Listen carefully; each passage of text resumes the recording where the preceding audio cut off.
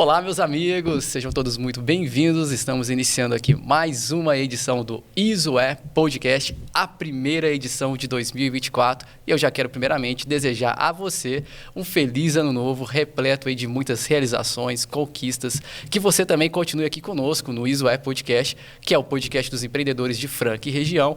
E nesse ano nós vamos receber diversos convidados exclusivos, pessoas excepcionais, de empresas aqui de Franca e também da nossa região. E nós vamos ser bem sinceros aqui, Franca está muito bem servida de empresas e nós temos um berço empresarial aqui gigantesco e você em 2023 conheceu uma parcela muito pequena desse público, mas em 2024 nós receberemos muitos convidados e eu quero você aqui conosco participando, também dando a sua sugestão de convidados que você gostaria que estivesse aqui para conhecer também a trajetória. E hoje, para iniciar aqui o nosso ano de 2024, nós estamos recebendo uma grande empresa, na verdade representando aqui uma grande empreendedora, a Larup, que é uma das empresas mais conceituadas aí na linha do vestuário esportivo premium no Brasil, uma empresa que se destacou de forma excepcional e teve uma ascensão muito grande. Nós vamos conhecer um pouquinho o que levou essa empresa a chegar a esse patamar hoje e eu quero já receber ela que está representando a Larup, a Mariana Zani, ela que está aqui conosco hoje no Iso é Podcast, a nossa bancada aqui nos estúdios da Leão Produtora. Mariana, seja muito bem-vinda, obrigado por atender o nosso convite, é uma alegria ter você aqui. Muito obrigado pelo convite, Josué, eu que agradeço, para mim é um prazer imenso poder compartilhar um pouquinho aqui da nossa história com vocês. Antes de mais nada, vamos falar um pouquinho sobre a origem, a história também da Larup em Franca, né? É uma empresa nascida em 2004. Hoje, a Mariana está na fase de sucessão, juntamente com o quadro de societários.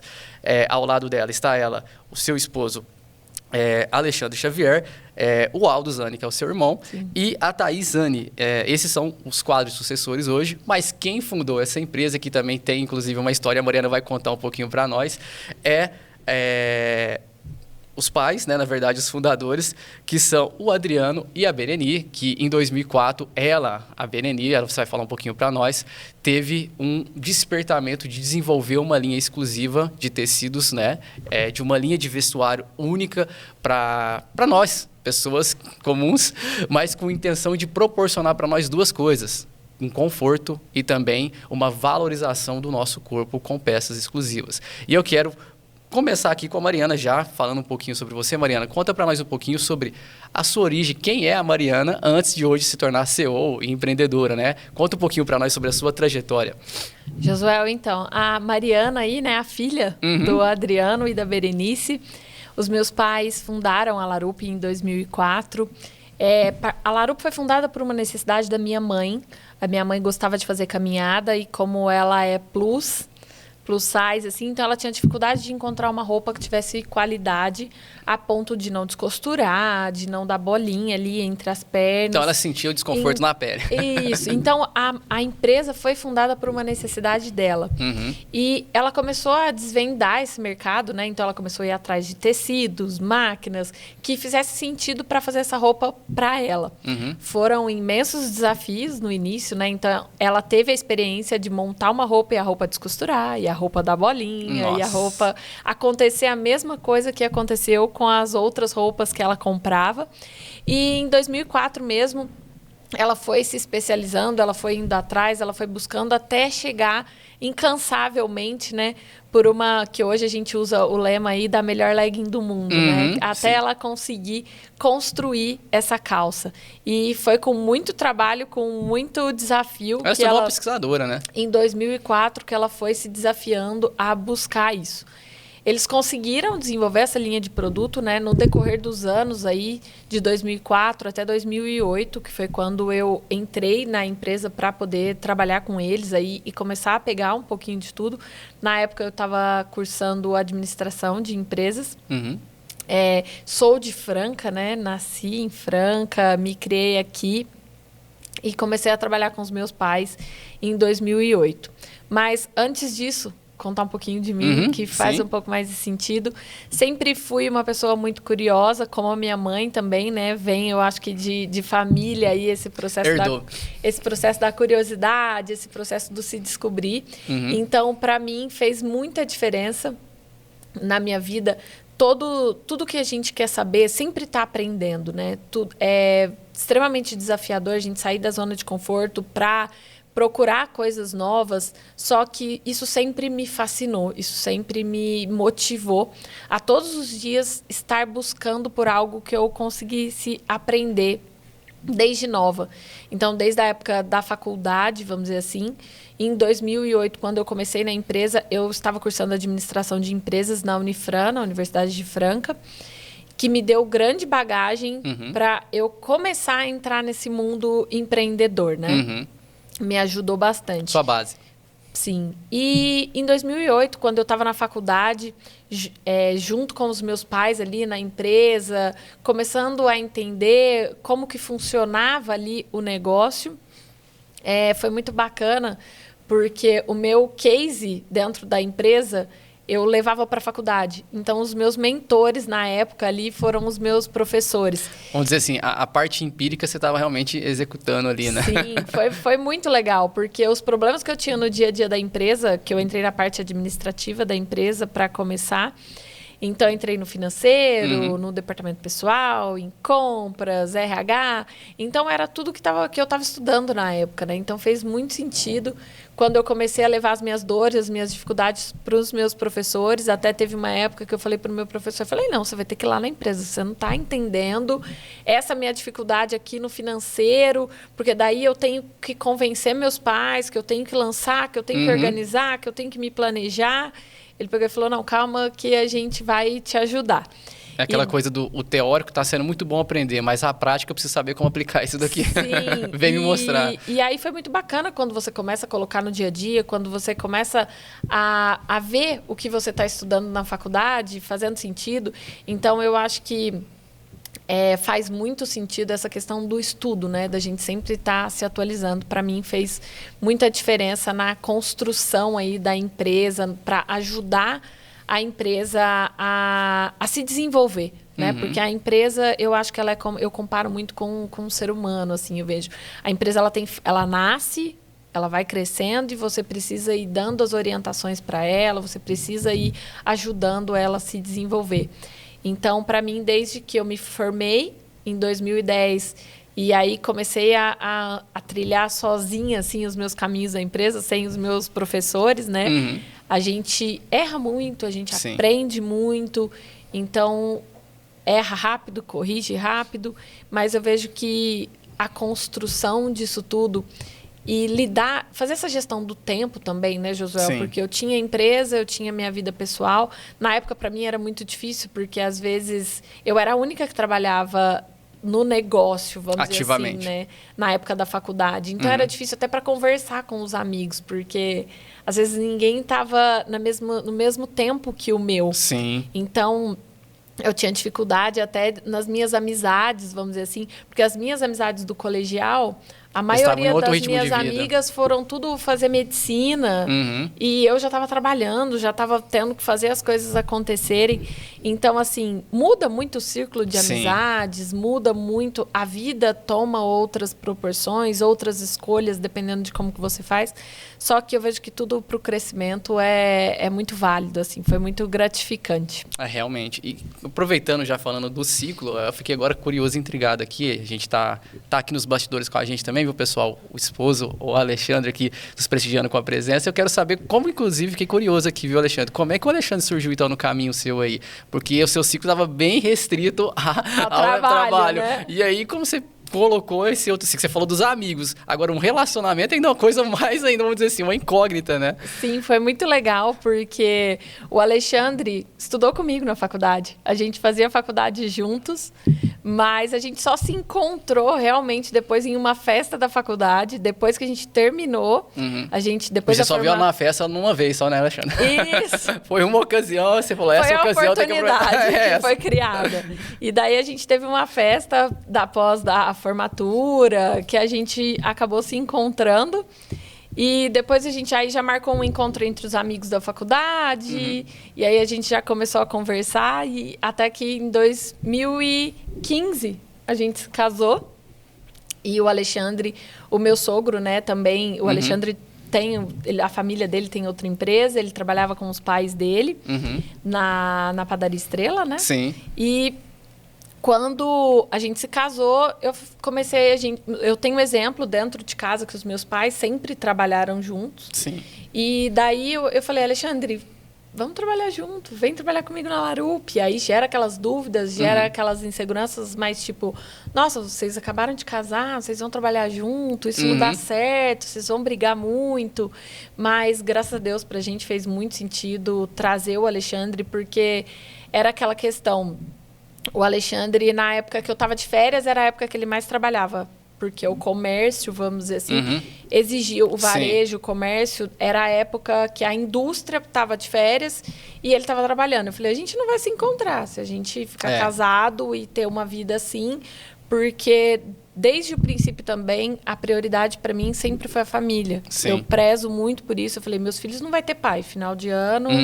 Nesse sentido que ele vai ter que trabalhar, ele vai ter que sair. E, às vezes, eu peguei e falei assim... É estilo de vida. Sim. Tem gente que vive com isso e tá tudo bem, e se adapta. Só que eu sempre tive um estilo de vida diferente. Então, eu queria muito poder proporcionar isso para os meus filhos e para minha família. Que final de ano a gente pudesse estar todo mundo junto, que a gente harmonizar, tivesse né? um Natal ali, que a gente pudesse se curtir aí nesses momentos. Criança vai estar de férias da escola. Ter a convivência de fato. E aí a gente foi construindo isso no nosso ideal, como depois de casados, né?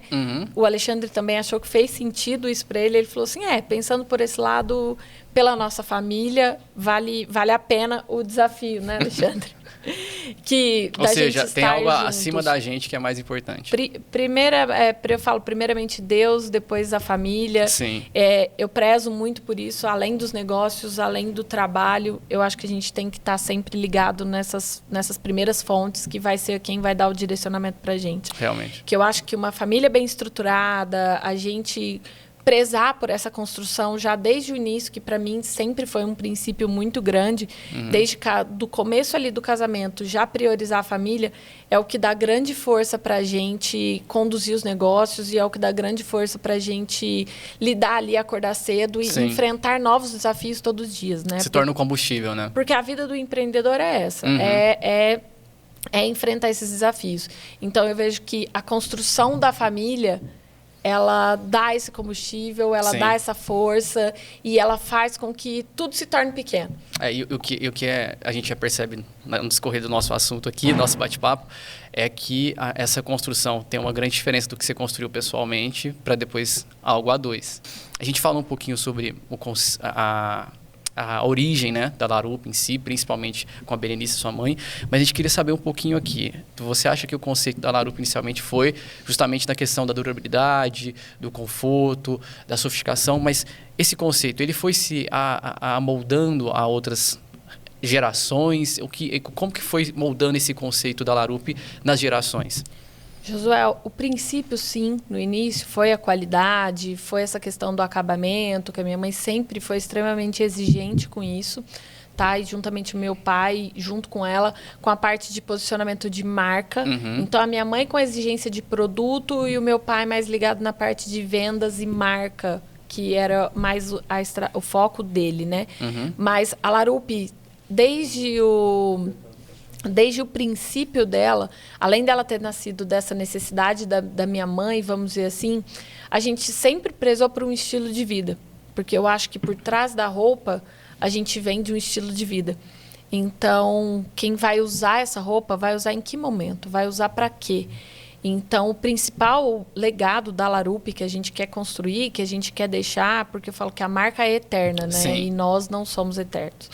Então, eu vejo que a gente quer construir essa questão da roupa, da praticidade, da durabilidade, que eu vejo que hoje a gente falando de sustentabilidade, Sim. a gente tem essa dificuldade do fast fashion, né? Às vezes você compra uma roupa que nessa questão das importações, vamos Sim. dizer assim, uma roupa barata, mas que em 6 meses aí a roupa vai virar lixo, ou 1 ano a roupa vai virar lixo. Aí a gente está falando de uma roupa que é consumida diariamente, uma atividade física que a pessoa Ela exerce E várias pessoas que não usam para atividade física também. Que usa para trabalhar. Você pega hoje uma legging preta, por exemplo. O mix de uso dela é absurdo. Então, a pessoa coloca a calça de manhã e tira a calça à noite. E essa calça ela tem que ter uma vida útil. Pensando no lado da sustentabilidade e dessa questão da qualidade de vida, que foi uma coisa que a gente sempre prezou, a necessidade de a gente construir isso junto ao mundo, junto às pessoas, isso foi uma coisa que fez muito sentido para a gente. Sim. Então, como a minha mãe queria construir para ela, é o que ela queria desejar para todas as pessoas. É o que ela queria que todas as pessoas proporcionassem isso para todas as pessoas também. Então, para nós, qualidade de vida, durabilidade, sustentabilidade, desde o início da marca, tem sido assim pontos fundamentais para a gente levar a marca para outro nível. Né? Inicialmente, talvez começou como um conceito. Hoje a gente pode deixar claro que já se tornou uma missão, né? Sim, total. Tornou uma missão. Perfeito. Ô, Mariana, agora eu quero levantar com você uma questão que eu acho que boa parte das pessoas de Franca, elas têm essa percepção, às vezes, de olhar para uma pessoa que está sucedendo uma história de alguém que se dedicou tanto ali, inicialmente, para fazer essa construção, ou fazer, na verdade, esse sonho se tornar uma realidade, né? E a gente sabe que Franca é um berço de empresas tradicionais com histórias maravilhosas, mas eu queria colocar um contraponto aqui para entender de você, como que você se sentiu também quando sucedeu tudo que inicialmente os seus pais fundaram. Como que foi para você? Qual que foi o sentimento que você sentiu ao suceder isso, né? A nível de responsabilidade, comprometimento e tudo mais. Josué, esse é um assunto muito delicado, que para mim, a Larupi, ela vive um processo de sucessão constante. Sim. Porque eu acredito que enquanto a gente tem os nossos pais, né, é muito difícil para eles ter esse desapego. Sim. Então, os meus pais sempre confiaram muito em mim, no Aldo, no Alexandre, na Thaís, né, com a vinda deles depois, que hoje a gente se divide muito bem. Então, eu acho legal falar um pouco sobre isso, que a gente construiu uma divisão dentro da empresa, onde cada um assumiu uma área. Então, isso já se tornou um pouco mais fácil, porque cada um responde por uma área dentro da empresa, mas esse processo de sucessão, eu acho que ele leva anos, né? Sim. Não é uma coisa do dia para a noite. E eu acho que é uma sucessão, mas tem a parte ali deles sempre estarem participando, deles sempre estarem envolvidos, para saber do andar da empresa como um todo. Mas o processo de sucessão, eu vejo que ele acontece naturalmente desde que o resultado seja entregue. Sim. Então, para ter um processo de sucessão, tem que ter resultado superior. Então, aquele ditado que, assim, até aqui eles fizeram. Então, da agora para frente, a nossa meta é dobrar. A cobrança, às vezes, pode ser muito grande, mas também o resultado pode ser... eu acho que com o resultado, você consegue fazer um processo de sucessão saudável. Sim, e fora daquele sentimento de falar assim, eu estou me superando, não superando eles, eu estou me superando. Isso, e para eles também é gratificante. Sim. E é desafiador também, falar, poxa, como é que eles estão conseguindo fazer isso? São processos doloridos, porque tem a questão do ego, tem a questão da família, tem a questão dos formatos que funcionavam e às vezes deixam de funcionar. Então, mudanças que precisam ser feitas, que para eles é dolorido participar da mudança. É o que eu falo. Primeiro, Josué, é assim, Deus, a família como base, como prioridade, porque assim, aqui a gente não está brigando pela família, a gente está brigando pelo negócio que a gente defende, que a gente acredita. Então, a gente separa nesse momento o Adriano pai, a Berenice mãe, o Aldo irmão. Isso precisa ser muito bem separado nos momentos dos assuntos da empresa. Saber ver a pessoa em cada lugar que ela está. Quando a gente está em casa, a gente conversa de uma maneira. Quando a gente está na empresa, não é fácil, é extremamente desafiador. Todos os dias você se encontra na festa da família à noite, tá tudo bem. E de manhã, às vezes, você vai precisar ter uma discussão por algum motivo ali, por alguma decisão que precisa ser tomada dentro da empresa, mas vamos almoçar junto? Então, assim, precisa ter sempre isso muito... É o que eu falo, tem que ter essa priorização da família, porque se não tiver, vira briga, vira discussão e vira diferença de opinião, que não sai nada do lugar. A família, às vezes, se desune pelo negócio e aí é onde as coisas não dão andamento, vamos dizer assim. Mas tem os momentos que dá aquela estremecida ali, mas fala assim, não, mas a gente, tudo pela nossa família em primeiro lugar. Aí é que você consegue, às vezes, abrir mão até mesmo do ego. Que aí você consegue falar, não, eu tenho que fazer por algo melhor ou maior que eu. Aí é o principal desafio, lidar com o ego de todo mundo, que quem manda, quem não manda, quem faz ou quem não faz. É muito crítico isso dentro de um processo de sucessão. É extremamente desafiador, eu acho que para os pais, né? Porque, hierarquicamente, a empresa tem o poder, né? Então, sempre, às vezes, quem olha de fora fala assim, quem vai estar com o poder? Na verdade, no caso de vocês dividiram o poder. Então, isso que ficou realmente bem harmonioso também, né? Ajuda muito no processo da transição, porque aí cada um pega um pouquinho de força em uma área e aí todo mundo junta depois para discutir essa força e aí faz mais sentido, vamos dizer assim, tem mais argumento e faz ter lógica, né? Sim. O meu pensamento é tudo voltado para o resultado.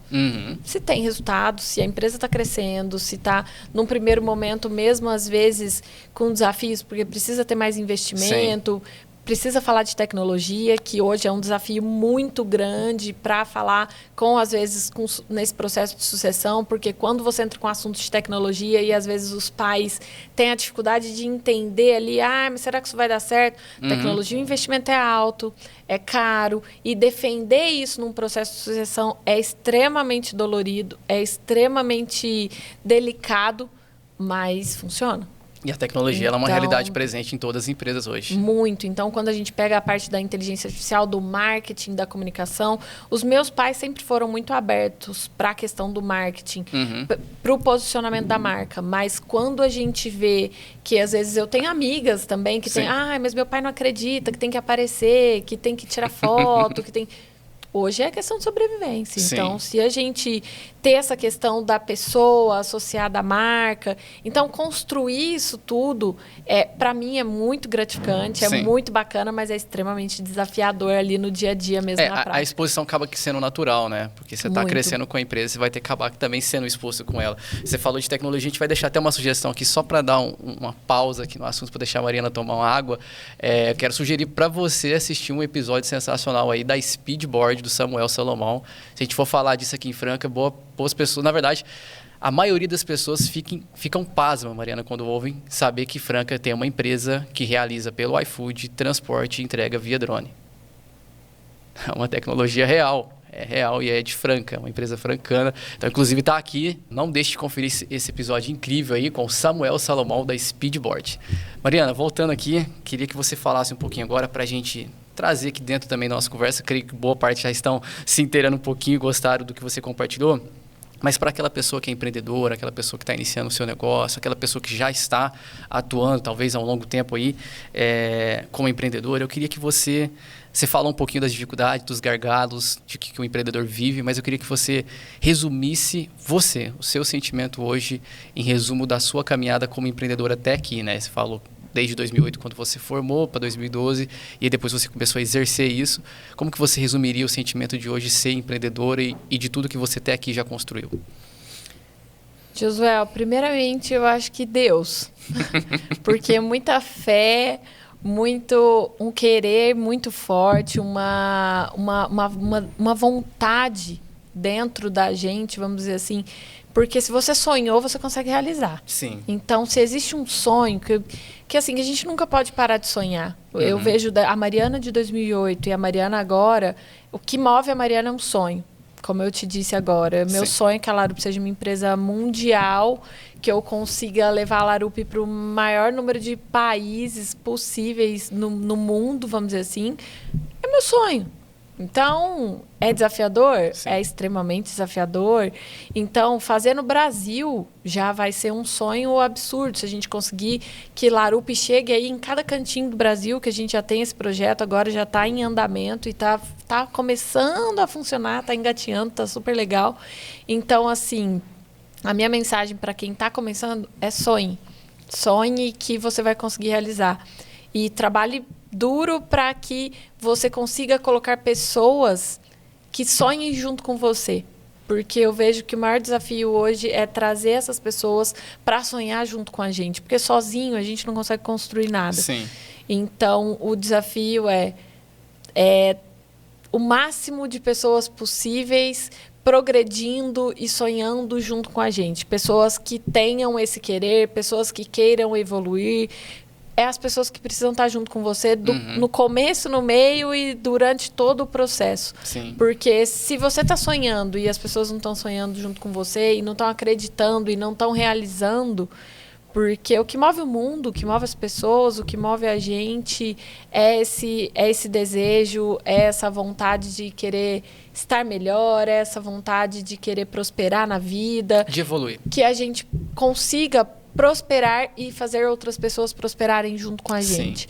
Eu vejo que esse é o principal desafio e é o principal legado aí para quem está começando. Realmente. E fica bem evidente o quanto que é difícil, como você falou, trazer o envolvimento fornecedor, colaborador, equipe externa, equipe terceirizada. Esse envolvimento tem que ser muito sincero de todos, né? Porque precisa do apoio de todos, porque é sempre uma parcela de contribuição de cada um, mas dá para ver que vocês conseguem trazer isso com o sentimento que vocês colocam ali, né? Que vocês realmente fazem com a paixão, igual você falou, com o amor, né? E é um propósito, né, E também Josué? um propósito, exato. É o que eu falei, tem que ter um propósito. A sua empresa hoje, para você começar, para você existir, você tem que pensar em quem você vai ajudar. Exato. Qual o problema que você vai resolver. Porque você fundar uma empresa por dinheiro, a chance dela não dar certo é muito grande. Realmente, realmente. Gente, a gente já está finalizando aqui com a Mariana, mas eu quero, antes de tudo, Mariana, pedir para você deixar um conselho final para quem está nos assistindo agora, quem vai nos acompanhar posteriormente, um conselho para a pessoa que está iniciando ou que está sentindo uma dificuldade muito grande na trajetória como empreendedor e que talvez não achou um propósito ou um conselho que você pudesse deixar de forma geral sobre a caminhada, a vivência realmente do empreendedor na vida diária, na vida cotidiana, que a gente sabe que no cotidiano, na prática, ela não é fácil. Não abandone o óbvio. O óbvio dá resultado. Então, assim, o simples, bem feito, é o que funciona. E é extremamente difícil ser simples. Então, assim, foque no simples, foque no óbvio, que é isso que vai funcionar. E volta naquilo que a gente começou lá atrás, que a gente falou nos bastidores. Às vezes a gente foge do óbvio, foge do simples, porque a gente mesmo complica tudo. Isso. Crie problemas e traga soluções óbvias. Traga soluções que vão fazer diferença. Traga soluções que parte do princípio que você começou. Sim. Sempre ressignifica, sempre volta para aquilo que fez você construir algum processo que vai dar certo no outro formato também. Então, assim, volte sempre para suas essências, volte sempre para você, para os seus sonhos, para os seus pensamentos e sempre pense, por que você começou aquilo ali? É isso que vai te dar a solução para o resto da vida empresarial, vamos dizer assim. Sem dúvida, sem dúvida. Mariana, só tenho que te agradecer. Eu ia fazer essa pergunta final, mas eu fiquei numa incógnita aqui. Talvez vou fazer por curiosidade só para alguém, que eu sempre faço para os empreendedores. Se a Mariana não fosse empreendedora, o que você seria? O que você já visou para sua vida? Um hobby, alguma alternativa antes, lá da sua infância? Vamos dizer um sonho. Josué, o sonho que a Mariana tem aí, eu acho que é entrar no terceiro setor, sabe? Ajudar as pessoas. Então, assim, se eu não fosse empreendedora, eu estaria nessa parte que ainda é um sonho, é um projeto que eu quero desenvolver, vamos dizer assim, de poder criar redes e comunidades que ajude talvez outros empreendedores, ajudar outras pessoas que às vezes não têm tanta condição, que a gente consiga instruir e ensinar outras pessoas para que elas possam desfrutar o melhor da vida.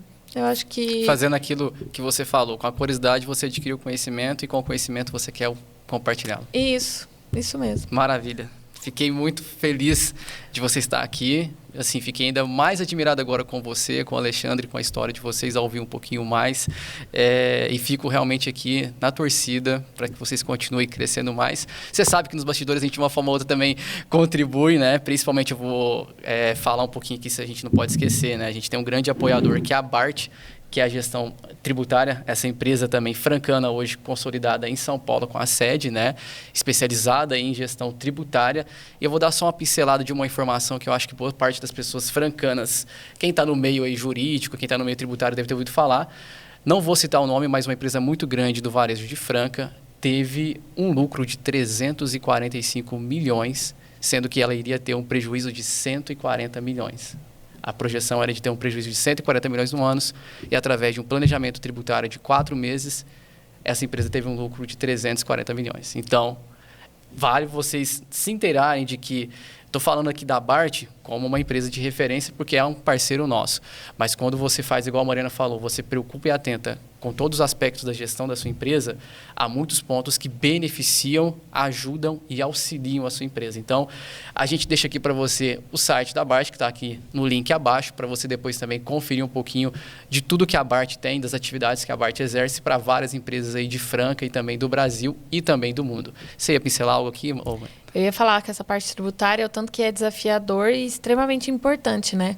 Junto a uma contabilidade que faz sentido, eu acho que é um trabalho, eu brinco até que é onde dá para ganhar dinheiro, né? Sim, vamos exato. Assim. É na parte tributária, na gestão aí da contabilidade, junto com o tributário, que é onde a última linha lá é a que importa, né? Eu já brinquei bastante com o Plínio que você conheceu, que dificilmente, viu, Alexandre? Dificilmente um governo federal iria fazer profissionais que nem a Bart.